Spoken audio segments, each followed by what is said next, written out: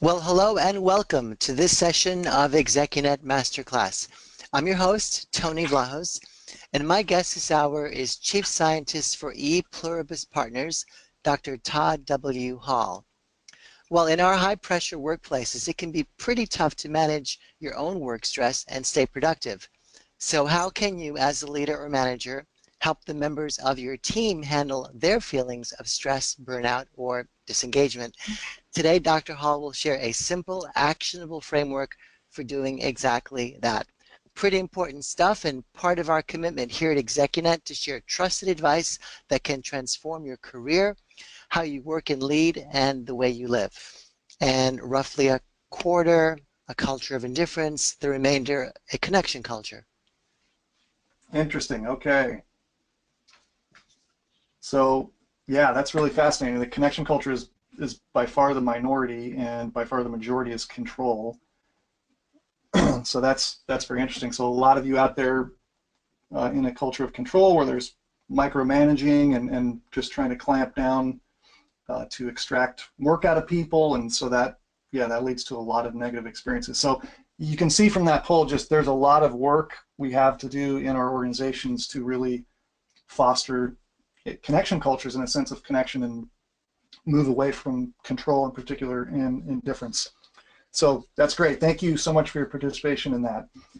So let's move on to part 3 here and talk about the connection culture model. So first of all, what do we mean by connection in organizations? So when we're talking about the context of organizations, this is how we define connection in organizations: a bond based on shared identity, empathy, and understanding that moves individuals toward group-centered membership.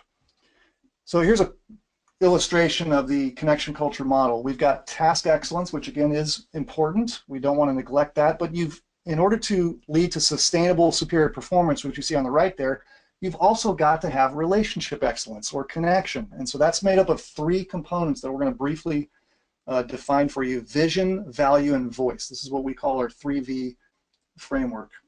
So here's the overall model again: vision plus value plus voice leads to a connection culture. So what is vision? Vision is when everyone in the organization is motivated by the mission, united by the values, and proud of the reputation. If everyone is motivated by the mission, this translates into a habit or disposition to do what's best for the organization because that promotes the mission. This is what committed or connected members do. This moves individuals toward group-centered membership.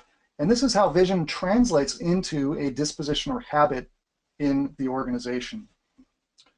What about value? So value is when everyone in the organization understands the needs of people, appreciates their positive, unique contributions, and helps others achieve their potential. And finally, voice. Voice is when everyone in the organization seeks the ideas of others, shares ideas and opinions honestly, and safeguards relational connections. A couple of other sources of stress that our friends are chatting in include when an organization is going through a major change. That is a clear source of stress for many. And another, which I'd like you to riff on a bit, is when there's ambiguity among roles within an organization. I'm being told or chatted that when people have roles that seem to overlap or intersect in ways that create a lack of clarity, and in fact challenge in some ways the vision and the alignment of the company, that could be a great stress factor. Could you elaborate on what I just said a bit? Yes, definitely. I think those are major sources of stress. The major changes you mentioned, I think that taps into the control culture to some extent, and sometimes produces a sense of chaos. And I've worked with a number of organizations and clients where they experience this constant change.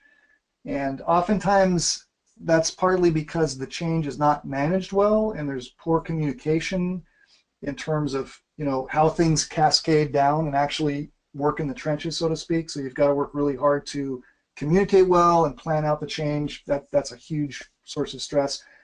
And definitely ambiguity of roles as well. It's very important to clarify people's roles and make sure they align with organizational goals. If people, and this gets to expectations, if people are not clear on their expectations, that's going to produce definitely stress and confusion, and it's going to make it difficult to know how to take action.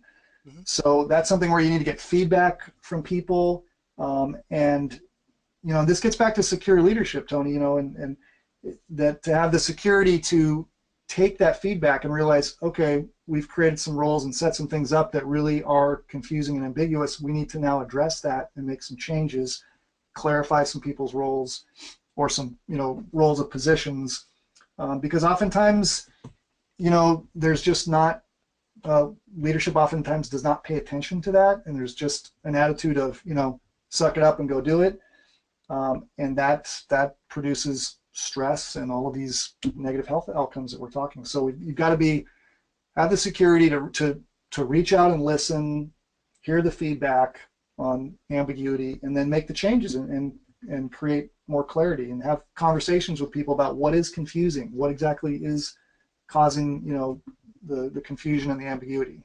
Mm-hmm. Now the next couple of statements are really more observations and questions relating to secure-based leadership, and they have to do with, I would say, certain practices that leaders can model. I like this first one. I thought I'd share with everyone. It has to do with multitasking, which for many of us is a myth. We can't really do that. Right. But it seems that leaders can take that initiative and show the organization that they monotask. They don't really multitask. And when you set that best practice in motion, then people feel less stressed about not multitasking, which I think is a very good observation. Yes. The other one that's come up is disconnecting when we're outside of work. It seems that I can speak for my CEO. He's always on. He's always connected, tethered to that smartphone, chatting, texting, you name it. And sometimes that, if you allow it, can trigger stress. Do you want to elaborate on that one a bit? I think that's a very important one.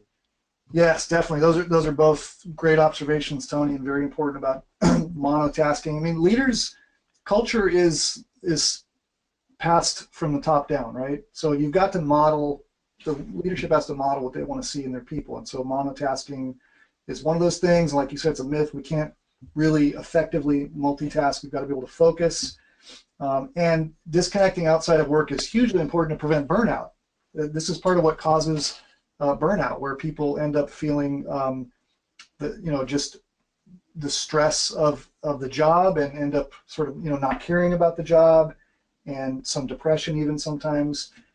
You've got to have some time and space outside of work where you're doing other things, where you're not connected, where you're getting some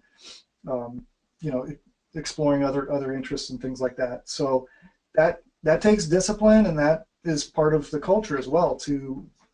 Needs to be part of the culture to reinforce that it's not only okay but healthy, and we want you to disconnect at times, to have some space outside of work to refresh and revitalize.